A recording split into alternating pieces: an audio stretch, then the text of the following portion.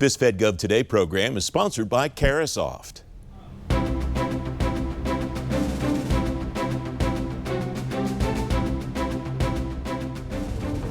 On this edition of Fed Gov Today with Francis Rose, the efficiency effort to save the government money and time, driving the Pentagon's technology to the end user no matter where, and solving a software situation years in the making. Welcome to Fed Gov Today with Francis Rose. The General Services Administration will take over most of the acquisition functions of the government under the OneGov initiative. GSA says it'll move OneGov from software, where it started, to hardware, platforms, infrastructure, and cybersecurity services. Craig Abod is the president of Carahsoft. At the Carahsoft DevSecOps conference this week, I asked him how OneGov might change the way industry interacts with government. We look at our role as, how do we help our government customers find great technology? How do we help them acquire great technology? And how do we help them align with the right partners to get the technology deployed? And the faster the government can do stuff more efficiently to acquire technology helps their mission, and it helps industry supply better technology to the government. So we're behind anything that helps efficiency in the acquisition process. What's the best role for industry, the best way for industry to help government find that technology, that first piece that you laid out there? Yeah, so we've been doing we've always done a lot around educating our customers. A lot of it looks to the industry as marketing, but it's, hey, how do we educate the government on finding good technology? And today, the finding technology is important. We're taking on a lot of emerging technology companies that the government needs to learn about. But there's also a track of, hey, you already own it. How do we make sure the government knows all the capabilities of what they already have and are using, hey, I'm only using 20% of what we own. How do I use 80% of what we own? And the other piece that we're finding is important is where we can help the government, where they own two different technologies that complement each other. Hey, how do you get the best use out of those two technologies and make them work really well together so you get the best ROI? And then sometimes it's, hey, I own one technology and I own something duplicative. How do I make the most of the one I own and stop using the one the one or two or three products that are duplicative? So keeping the practitioners and the government buyers aware of what the technology is that's out there and available, very, very important for us as Carahsoft to do, our software companies we represent, and the channel partners that we support in the industry to educate our customers, keep them up to speed. You talked about emerging technology companies, and that's something that the government has done a lot of effort, especially in DoD, but in the civilian agencies too, to try to identify these companies and bring them into the industrial base. What's the right balance between government and industry, finding them on their own, maybe some of the traditional primes or organizations like yours versus the government? And does it make sense maybe for different types of technologies to come to the government in different ways? Yeah, so there's a couple different ways we're looking at emerging technologies today. So one is we have a lot of venture capital partners, private equity companies that bring us their portfolio companies, and they either say, hey, these guys have a good product market fit in government, but they haven't touched the government at all. Or, hey, we've gotten some reach out from the government, but we don't know how to take it to the next phase. So we do a lot of onboarding and helping emerging tech companies get, hey, how do I get on contracts? How do I get the word out? How do I get some support? How do I go through some of the harder parts about working with the government? We do that at scale, hundreds of new emerging tech companies a year. The other two places that are interesting that we're getting impact in the emerging technology space is putting them into verticals. And today we have a cyber vertical with more than 100 different technology companies in. We have a drones vertical. We have a DevSecOps vertical. We have an open source vertical. We have a vertical around supporting FedRAMP and CMMC. We have a vertical around law enforcement technology, a dozen other verticals. So when we can pull those emerging guys in and bring them into vertical areas that customers are interested in. And then the other place is where some of the emerging tech companies revolve around one of the bigger software companies. And the best example we have is we support 100 Salesforce App Exchange partners. So these are small emerging companies that have built their applications inside of the Salesforce App Exchange platform. And we have customers that are buying 10 and 20 of those App Exchange partners along with their Salesforce instance. And it's helping those little guys get into market where it would be a lot harder for them to do, find the deals and help the customers all on their own. We just have a minute or so left. We started with OneGov, and I want to go back to that to wrap up. What does an ideal or an optimal outcome look like in your view 2 years from now or 5 years from now, both for government and industry with OneGov? Well, Chris, I think the reality of where we are with technology is a lot of the easy problems that technology solves have been solved, and we're now onto the hard problems with technology. And the move into AI and really getting full cybersecurity that we need and CMMC, those are really the hard problems. And I think it's going to take government and industry working closely together to solve those big problems that we see. And I think the opportunity in government isn't that we need to spend less on IT. The opportunity is, how do we spend more on IT and get more results? Because to solve some of these big problems, we have to all be investing in really good technology that gets really good ROI.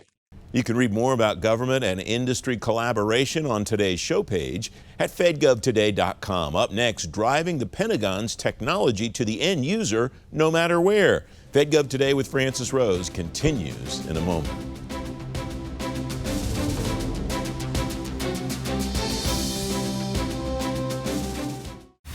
Innovation doesn't wait, and neither do we. At Maximus, we solve problems, streamlining operations, delivering solutions at speed and scale that drive measurable results. From strategy to execution, we simplify complexity, building trust through expertise and innovative technology. Every service, every time. Efficient government delivered. We don't follow innovation, we drive it. Maximus.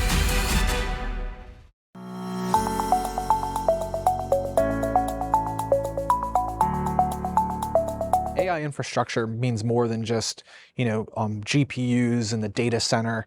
It's also your infrastructure in the cloud, how people are moving data around, how they're storing data, how secure it is.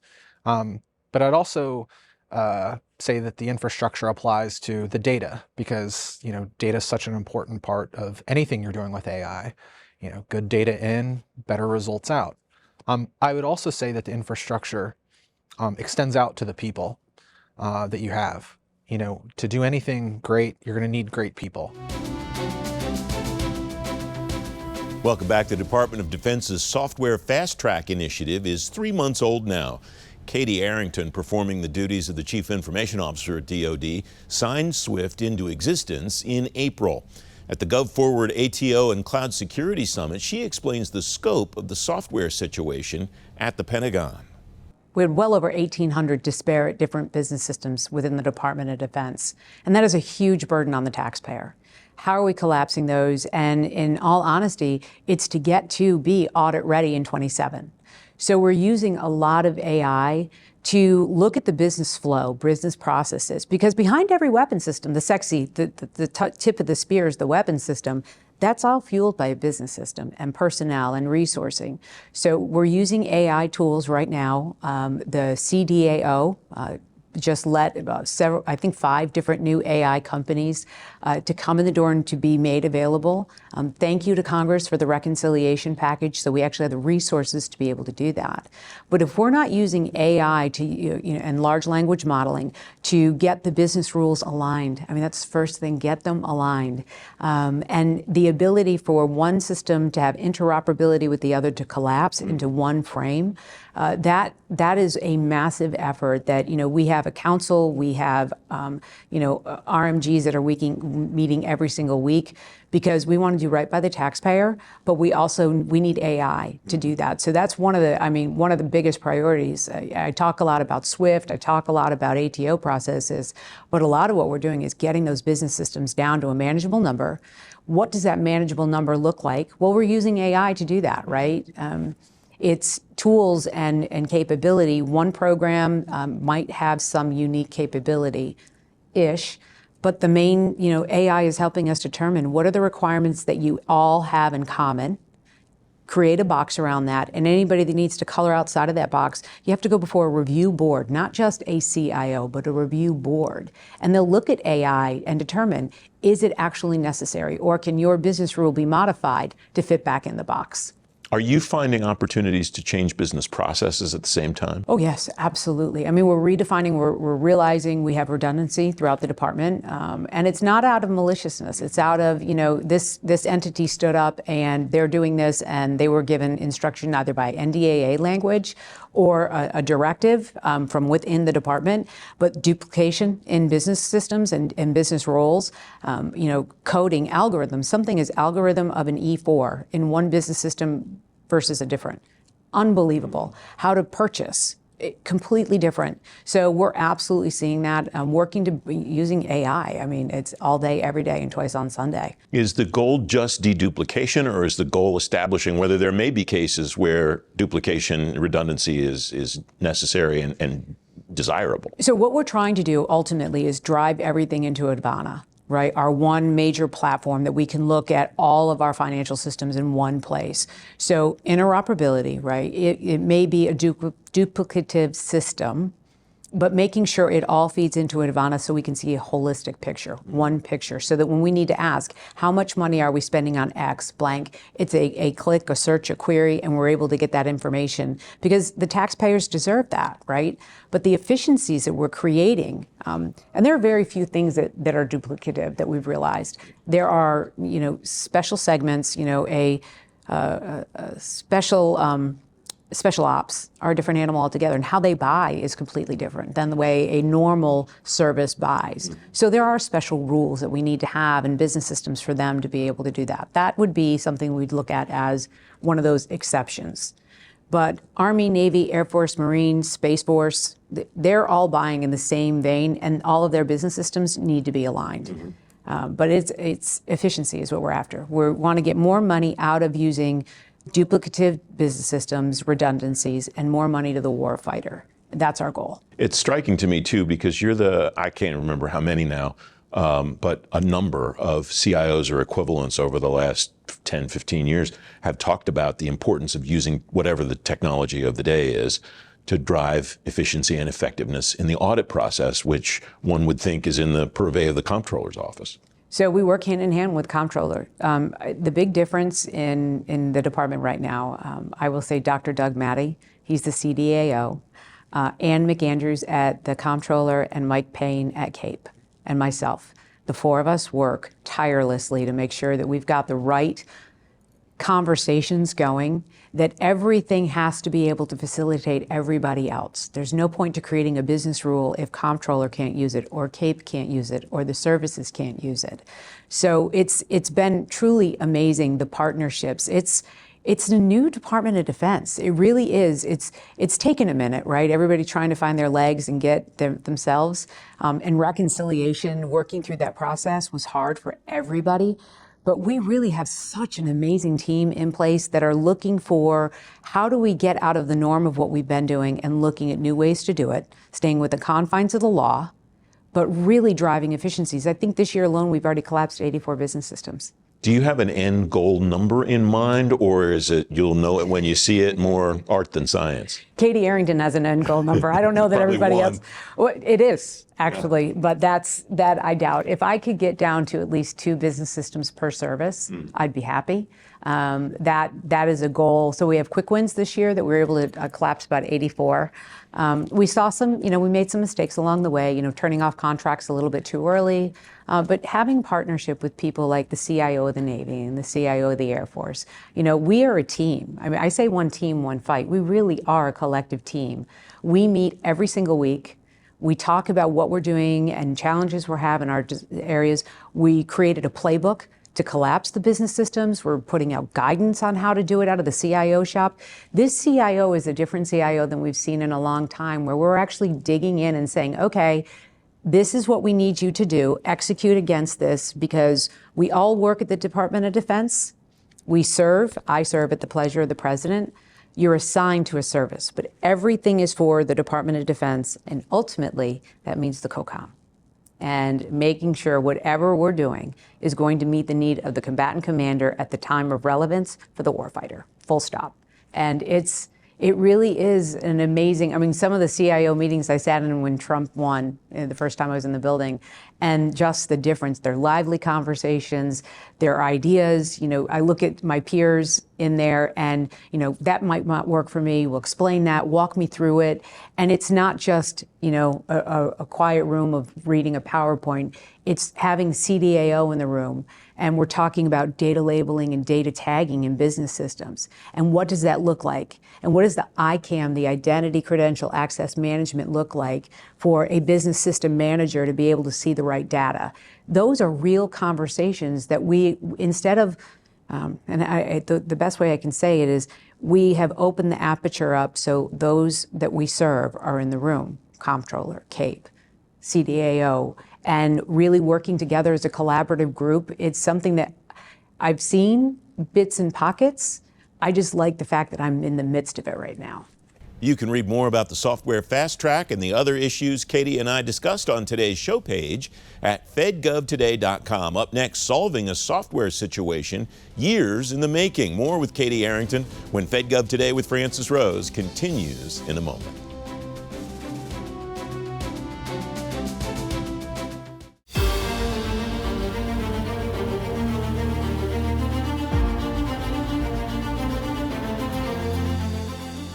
I was talking with one of our global AI leads at the firm, and they were talking specifically about how their clients are seeing such different potential outcomes. And we hear a lot from luminaries in the field, and each of them have a very specific idea of what's going to happen, but we don't think any of it's predisposed. And what struck me is how much potential impact government decisions today are going to have on those outcomes. And maybe not peanut butter spread, but in very specific ways across different industries. And so we took that concept and we really thought about what are the mechanisms by which government decisions are going to influence that, and what can we kind of help educate our clients on from an outcomes perspective.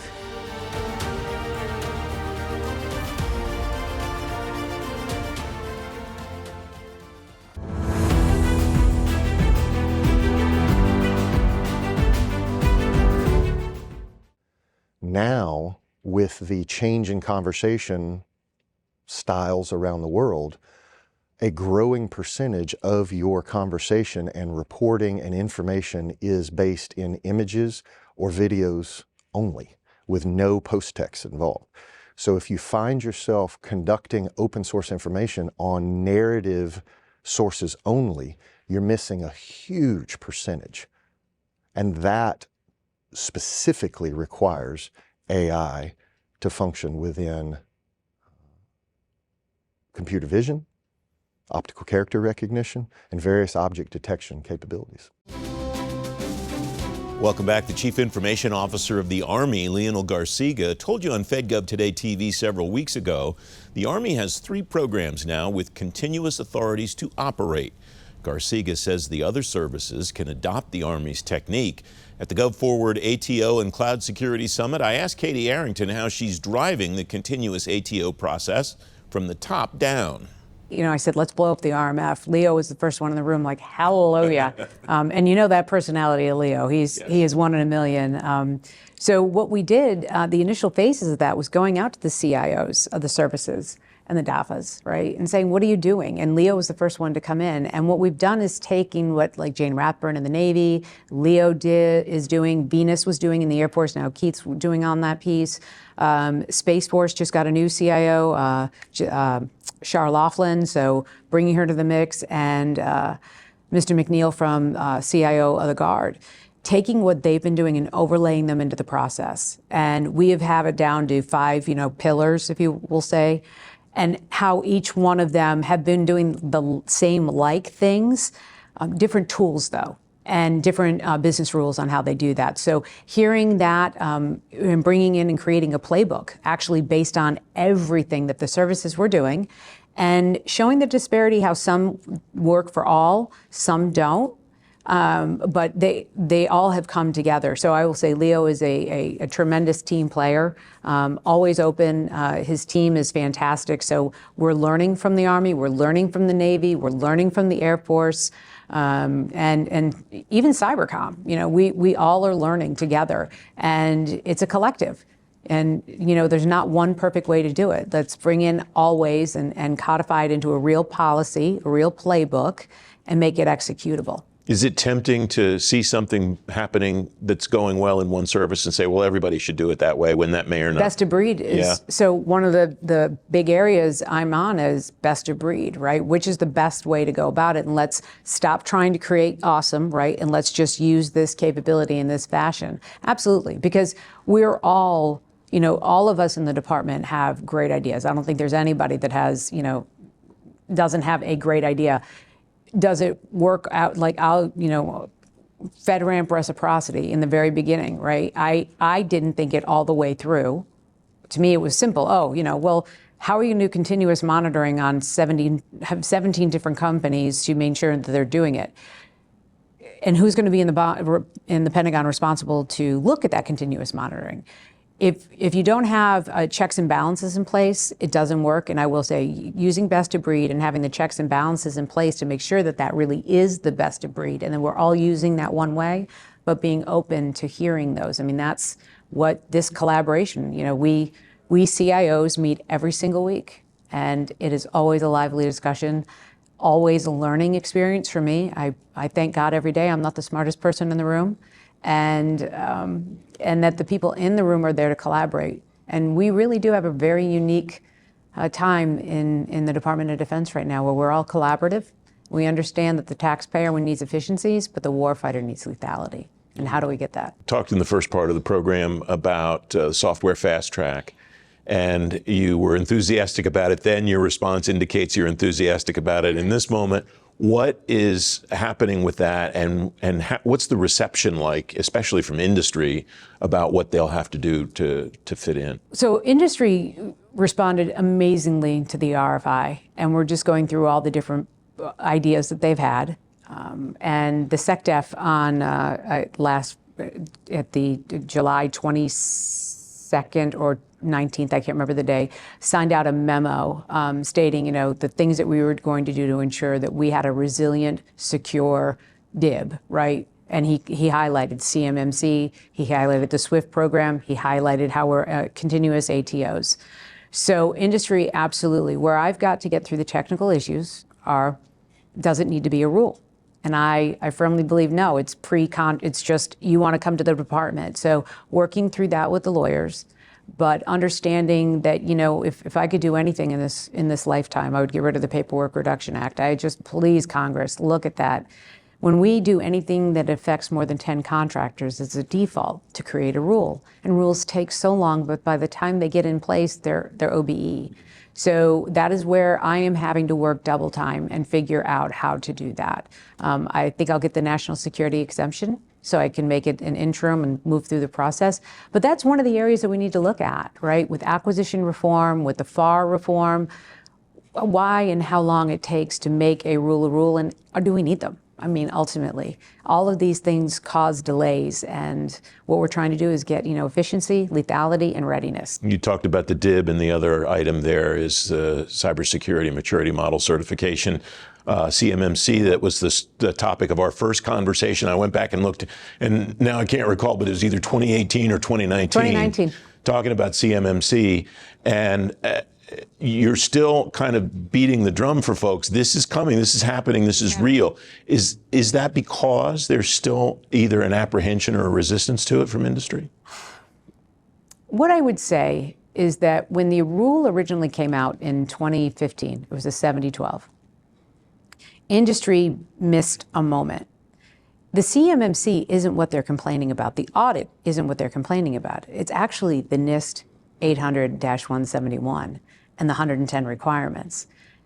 And what I've said is industry, you know, the small and you know, micro small, I knew when we put the CMMC out there, there would become, you know, when you put a requirement out, regulation and you create a demand signal, industry will figure out a way to, A, make it more efficient, more cost effective, and they have. So I can, without a doubt, say that a micro company under 20 people that has absolutely no capability today, we could get them to good and certified through various capabilities, cybersecurity as a service, AI, get them to good in less than 2 months with less than $15,000. It's the desire to get it done, right? And thinking that the government isn't going to meet it. I mean, that's the thing, right? The rule was in place a long time. We had POAMs that went out to 2099. The reality is everybody in the DIB is the weakest link in the DIB is everyone's weakest link, because we are, you can play 6 degrees of Kevin Bacon. I can play 6 degrees of how you may not realize you are connected to this other entity. And if we're all not doing the same requirements and doing the same security protocols, none of us are.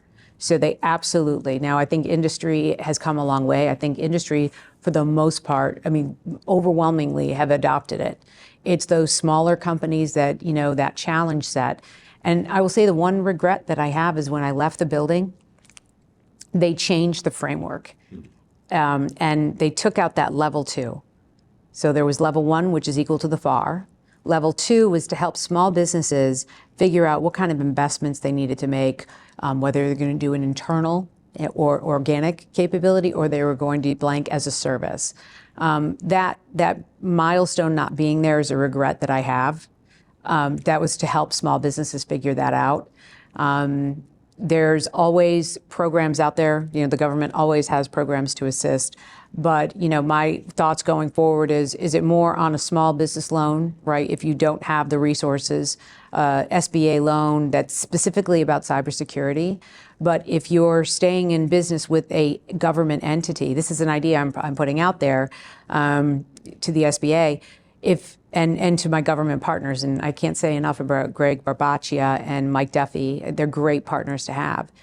We want companies to do work with the government, and a rising tide raises all boats. So what if we had a small business program solely about cybersecurity requirements, but if you stay in good standing with a federal entity, that we can maybe offset that and help pay down that debt? You can read more about everything I covered with Katie Arrington on today's show page at fedgovtoday.com. FedGov Today TV continues in a moment.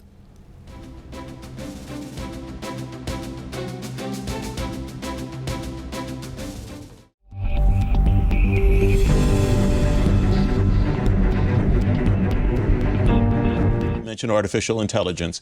How important is that, both from the securing the AI tools and using AI to secure the entire network? How important is that in your view to a zero trust effort?